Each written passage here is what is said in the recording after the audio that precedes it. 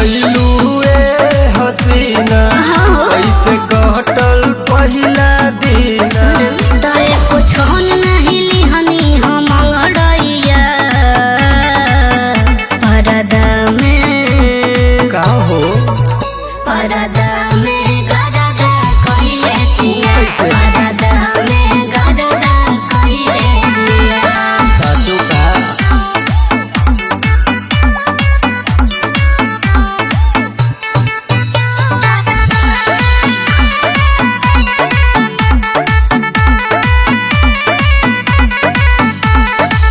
कैसे शुरुआत भइल खुल के बतावा, दिहल चिन्हा कवन हमके देखावा। अच्छा ए का हो ई सब छिपल बाटे राज हो हमके लगे बड़ी लाज हो।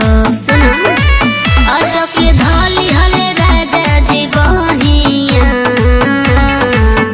परदा में अच्छा हो परदा में गददा कइले तिया परदा में गददा कइले तिया।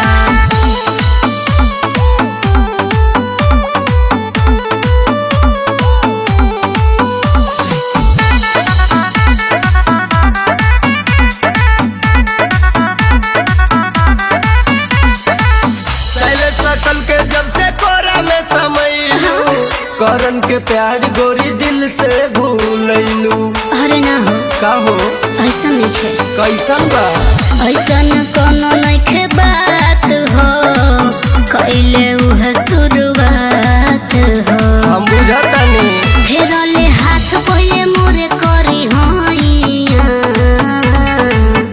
परदा में बताओ परदा में गददा कइले तिया परदा में गददा कइले तिया। तब तो धुआं धुआं हो गइल होई।